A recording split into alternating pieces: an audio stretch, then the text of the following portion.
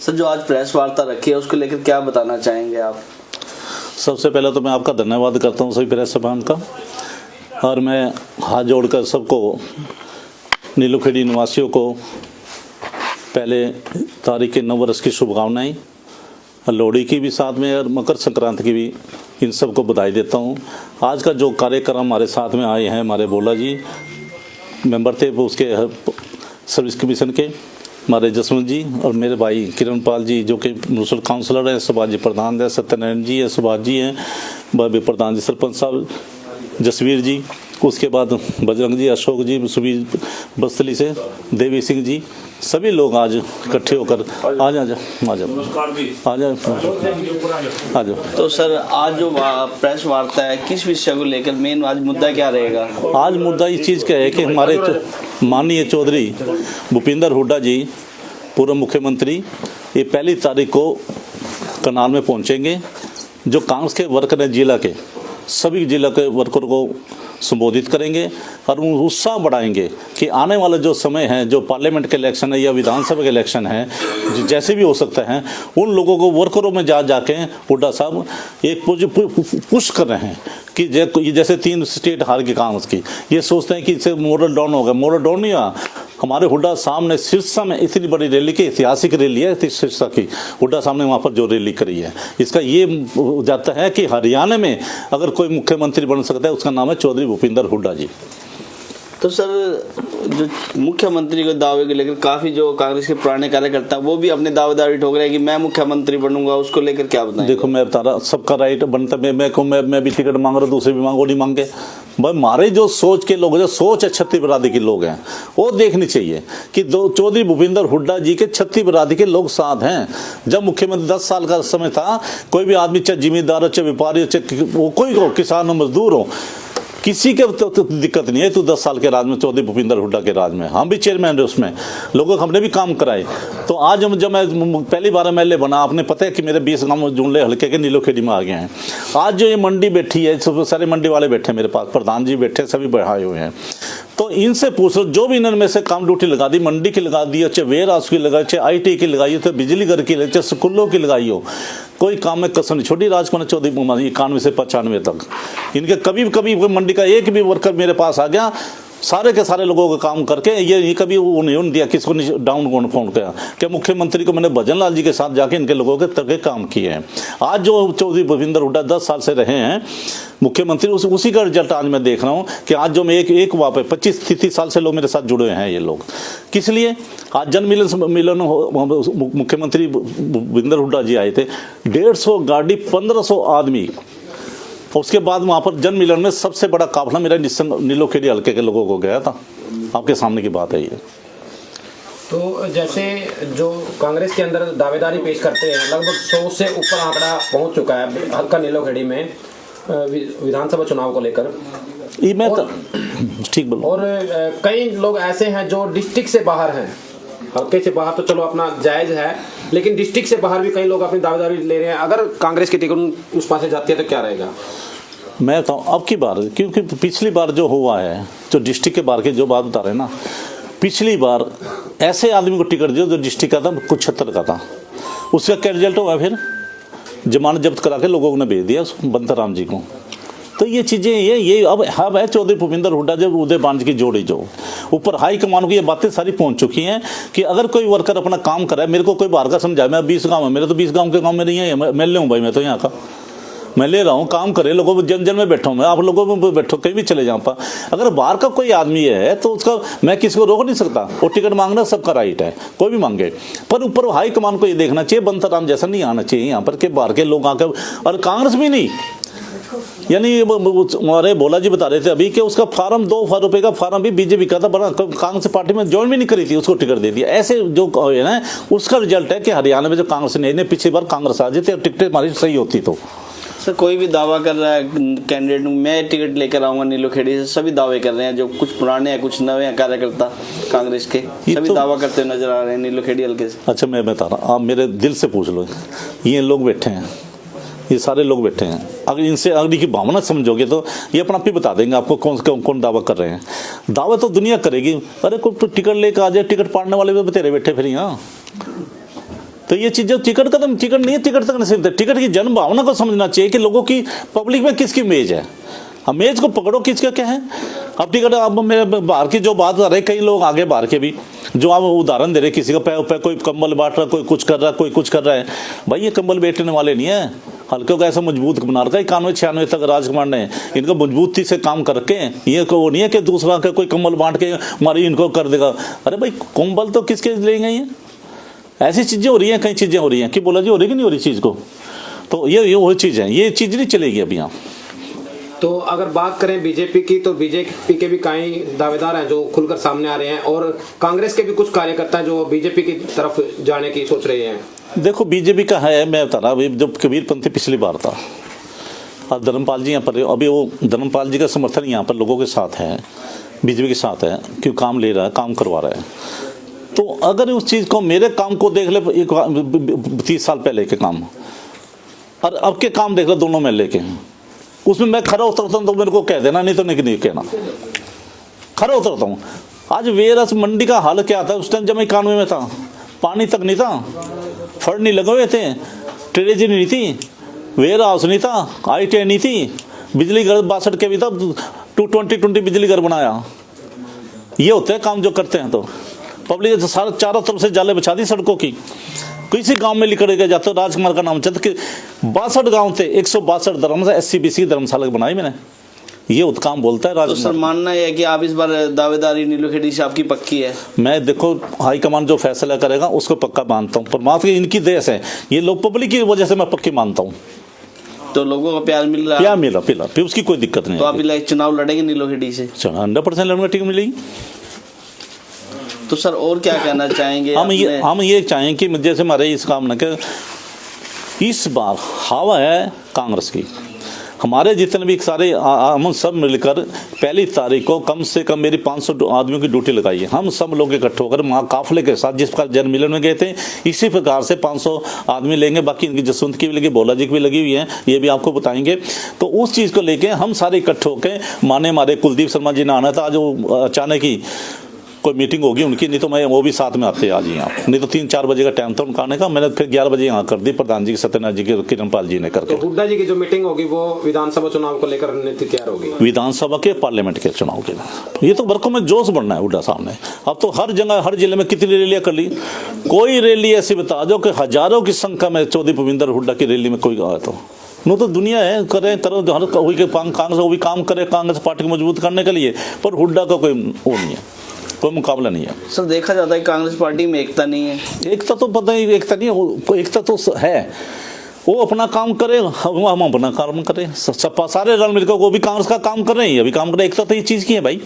हर कोई सपना देख रहा है मुख्यमंत्री का, सुरजेवाला अलग, शैलजा जी अलग, सभी अपना सपना देख रहे हैं। वीरेंद्र राठौर है, ऐसे ऐसे बड़े नेता हैं, सभी सपना देख रहे हैं इस चीज़ को लेकर। देखो मैं बता रहा हूँ, सपना सब देखा हम, जो बात हमारे दिल के, हम लोगों की पब्लिक की आवाज़ कह रहे हैं कि जैसे उसके भी कहते हैं, वो सुरजे वालों को भी कहते हैं ये मुख्यमंत्री बनेगा, शैलजा वाले भी कहते हैं मुख्यमंत्री बनेगा, हम कहते हैं हमारा हुड्डा सी जब बनेंगे।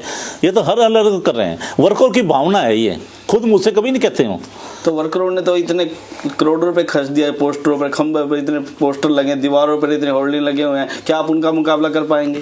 आपके कार्यकर्ता का जो, जिन्होंने मशीनें तक लगा ली, आपके कांग्रेस के कार्यकर्ता हैं जो, मैं तरुण जो मशीनें लगा ली हैं, उन्होंने मशीनें लगा ली, पोस्टर के लिए न पोस्टर मेरे को पहचान करने, राजकुमार बाल्मीकि को पोस्टर लगाने की जरूरत है क्या? ये मेरे पोस्टर तो यहाँ बैठे सारे पोस्टर, ये नहीं, इनको बचाने की जरूरत है राजकुमार को।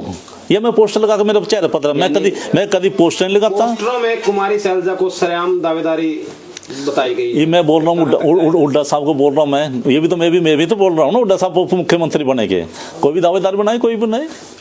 तो हुड्डा जी का हाथ रहेगा आप पे? 100% रहेगा, कांग्रेस पार्टी का हाथ रहेगा हमेशा। तो अपने हल्का भाषा कुछ कहेंगे आने वाले चुनाव को लेकर, कुछ ऐसा मैसेज रहेगा? आने वाले चुनाव में एक हम हुड्डा साहब की रैली करेंगे बहुत बड़ी, चाहे निश्चन करे चाहे नीलोखेड़ी करे, हम सब मिलकर इसको एक ऐसी रैली कर देंगे, कम से ये पता लग जाए कि वाकई में रैली हुई है। हरियाणा जिला करनाल में सबसे टॉप की रैली नीलोखेड़ी में होगी, चाहे हुड्डा साहब की हो चाहे दीपेंद्र हुड्डा जी की हो। राजकुमार जी आए आप लोगों के बीच, कुछ बताएंगे? पहले तो अपना परिचय देंगे हमारे दर्शकों को। मैं सरदार जसवंत सिंह हूँ, करनाल का निवासी हूँ। मैं भी कैंडिडेट हूँ, जैसे राजकुमार जी हैं ऐसे मैं भी टिकट मांग रहा हूँ। गांव हमारा खेड़ी शरफली है, तरावड़ी में मेरी मार्केट है, दुकानें हैं, नीलोखड़ी में भी मेरी मार्केट है, तो करनाल में मेरी गैस एजेंसी है, वैसे असंध में कैम्ब्रिज पब्लिक स्कूल है मेरा।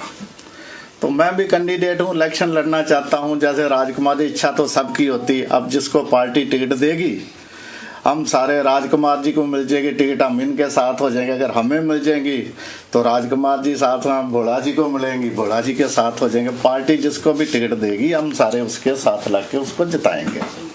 तो सर, ऐसा क्या है राजनीति में कि आप इतने काम होते हुए भी राजनीति की तरफ जा रहे हैं?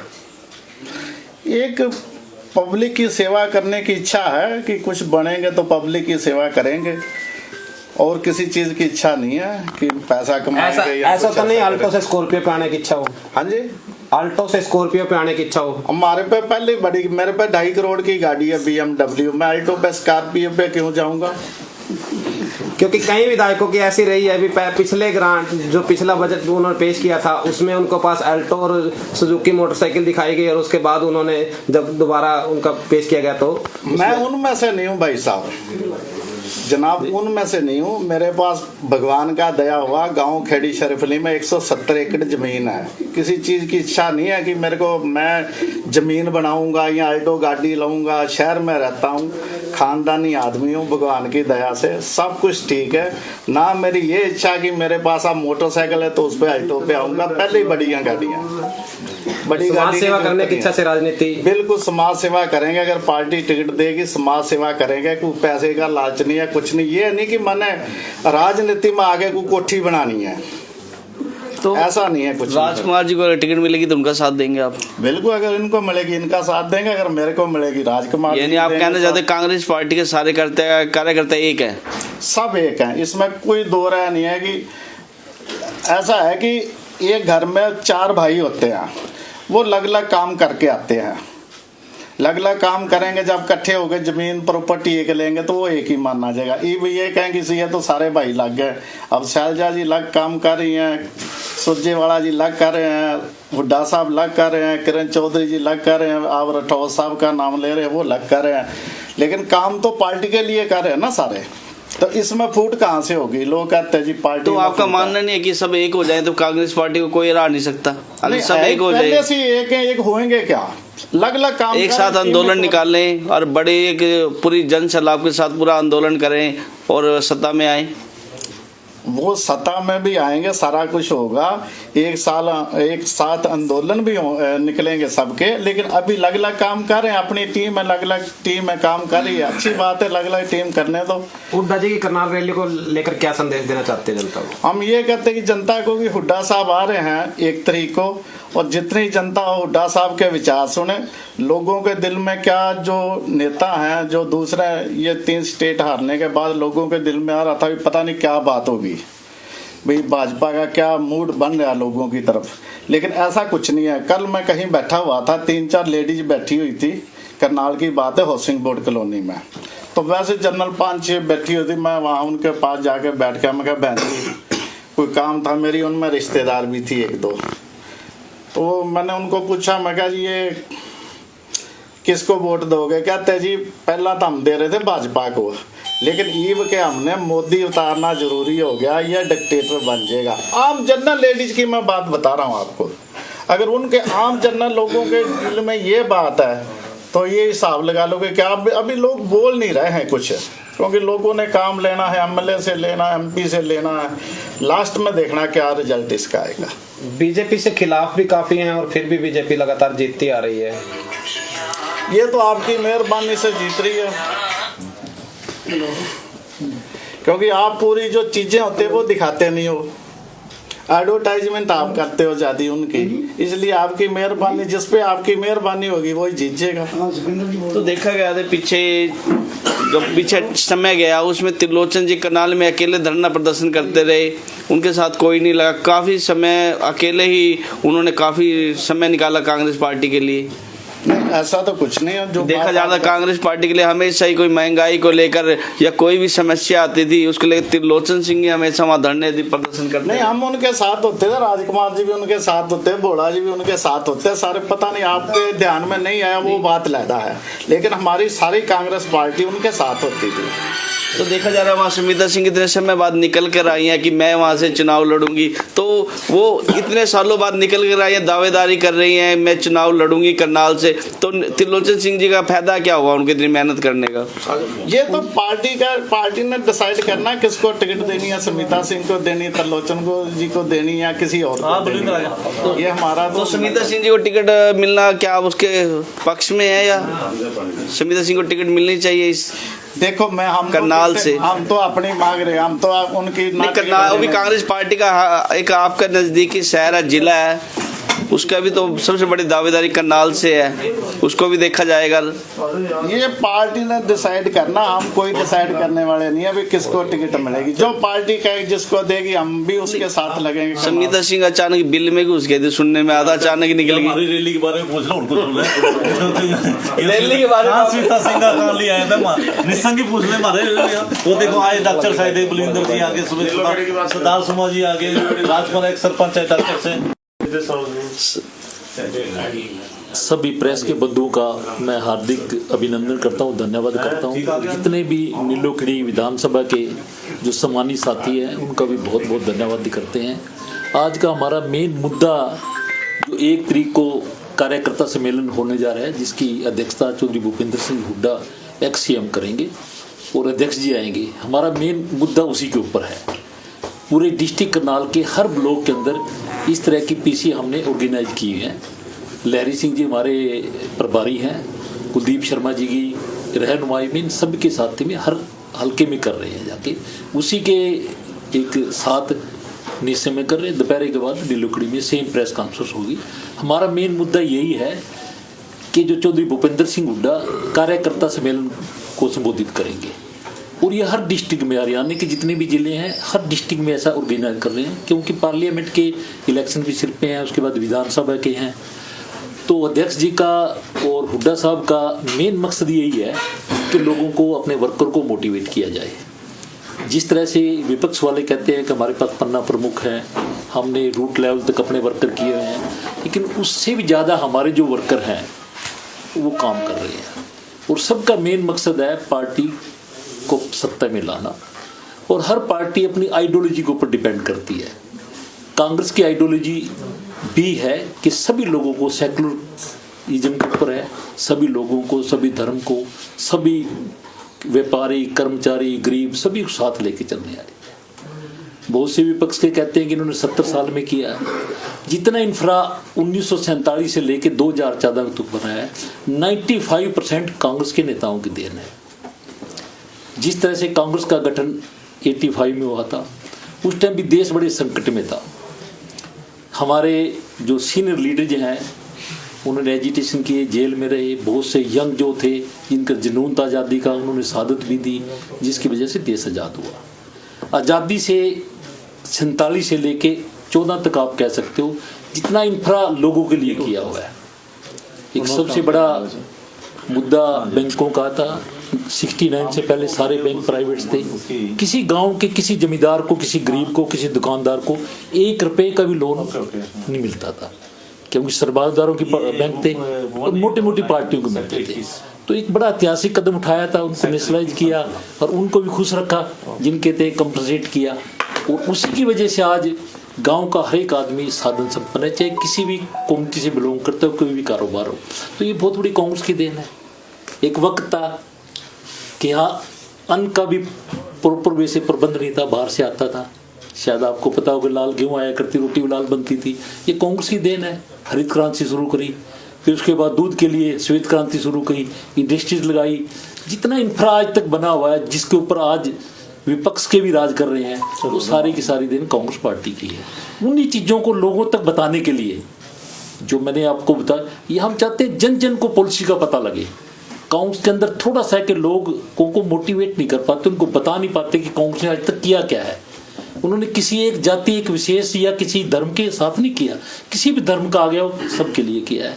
राहुल जी ने जो यात्रा निकाली थी जो कन्याकुमारी से कश्मीर तक, उसका मेन मुद्दा क्या था? लोगों को मोटिवेट करना, कांग्रेस की पॉलिसी के बारे में बताना। अभी भी जो हमारे डिस्ट्रिक्ट लेवल पे जिस तरह के कार्यकर्ता सम्मेलन हो रहे हैं, उनका एक ही मकसद है कि हर आदमी को कांग्रेस की नीतियों से अवगत कराएं और कांग्रेस ने पिछले 70 या 72 साल के अंदर क्या किया लोगों को पता लगना चाहिए। जब लोगों को पता लगेगा, मन बनाएंगे, जनता जनार्दन है वोट तो उसी बेस पे देगी ना। तो कांग्रेस ने कभी झूठ की राजनीति या फ्रेब की राजनीति या फर्जी बातों में नहीं बताया किसी ने भी। बहुत सी पार्टी कहती है तुम्हारा जुमला था, कांग्रेस ने कभी ऐसा नहीं किया।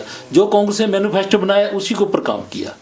मेन हमारा मुद्दा जो एक तरीके जो पीसी आज आप लोग सभी आए हैं, आपका धन्यवाद। हमारा मुद्दा मेन कार्यकर्ता सम्मेलन के लिए है कि आपको अवगत कराएं, लोगों को पता लगे और उसमें वॉलंटरी सब मैक्सिमम आदमी जाए और हमारे नेताओं की बात सुने कि उन्होंने अपने टाइम में क्या किया है, उस चीज़ के बारे में सब है।